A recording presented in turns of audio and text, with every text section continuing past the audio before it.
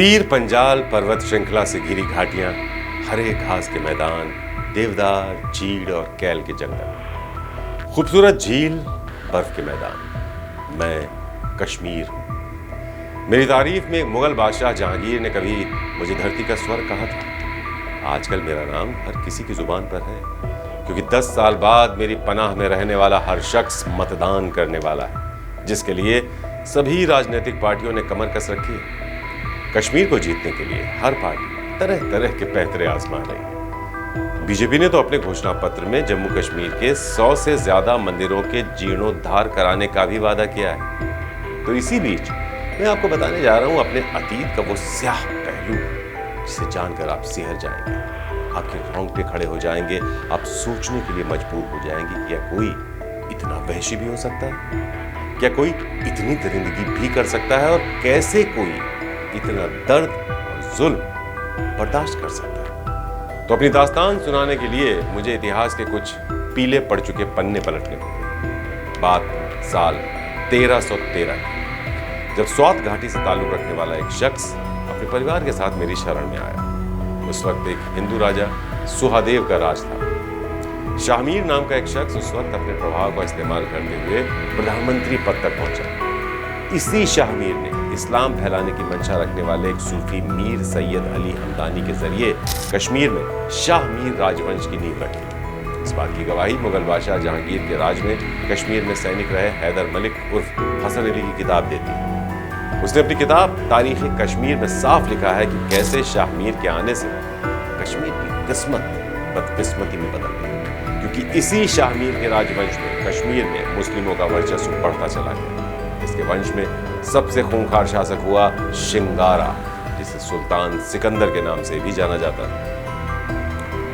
कश्मीर के शासक जैनुल आबदीन के दरबार में रहे एक लेखक कल्हड़ की ऐतिहासिक किताब राज तरंगिणी में जिक्र है कि कैसे शाहमीर के वंशज सुल्तान सिकंदर शाहमीरी ने कश्मीर की लंबे समय से चली आ रही सहिष्णु संस्कृति को खत्म कर कश्मीर में अपना कहर बरपाया। उसने ऐसा कोई घर, मंदिर, चौराहा नहीं छोड़ा जहां रखी मूर्तियों को उसने तोड़ा ना हो। उसकी ऐसी काली करतूतों के चलते उसे बुतशिकन यानी मूर्ति तोड़ने वाला कहा गया। सिकंदर ने इस कदर तबाही मचाई कि कश्मीर की रूह कांप उठी। हिंदू बौद्ध मंदिरों को तोड़ डाला गया, घरों में छिपा कर रखी गई मूर्तियों को निकालकर बाहर तोड़ दिया गया। सिकंदर ने सूर्यदेव, भगवान शिव, भगवान विष्णु के मंदिर नष्ट कर दिए। बुद्ध की एक विशाल मूर्ति को ध्वस्त कर दिया गया, उससे पिघलाकर उसके सिक्के बना दिए गए। सिकंदर को सबसे ज्यादा चिढ़ ब्राह्मणों से थी, क्योंकि वो शासन व्यवस्था में काफी आगे रहा करते थे। उसने कश्मीर में रहने वाले ब्राह्मणों को चेतावनी दी कि वो या तो इस्लाम स्वीकार कर लें या फिर मौत को गले लगाना होगा। इस चेतावनी पर सभी ब्राह्मणों ने मरना कबूल किया, सभी को मार दिया गया। इस घटना के बारे में भारत के कई इतिहासकारों ने भी लिखा।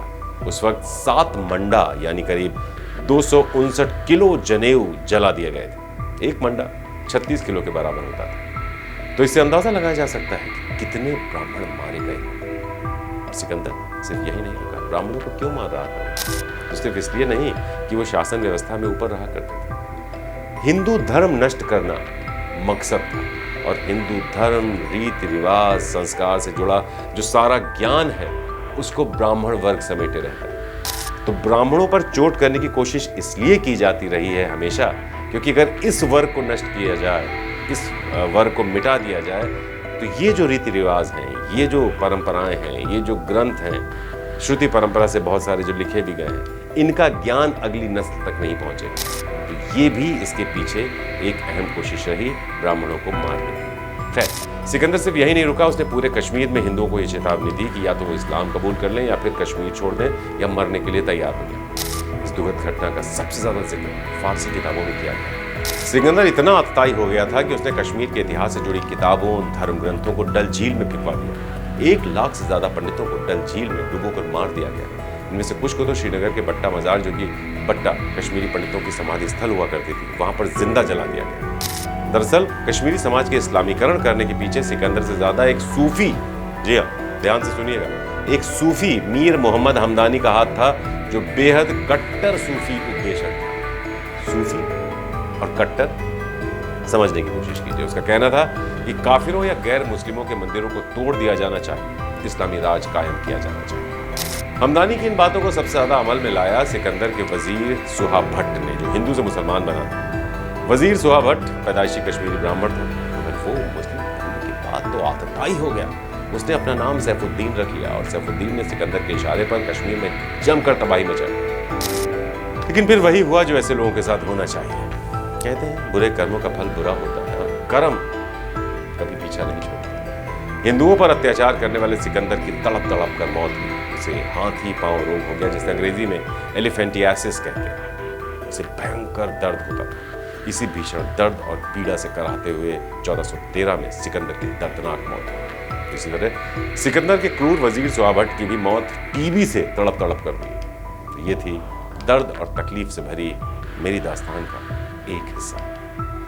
कहानियां भी और भी हैं जो आपसे बांटनी है। फिलहाल आज यहीं रुकते हैं, जल्द मिलेंगे और बांटेंगे आपके साथ अपने कुछ और सुख दुख। अभी दीजिए इजाजत और देखते रहिए श्रेष्ठ भारत।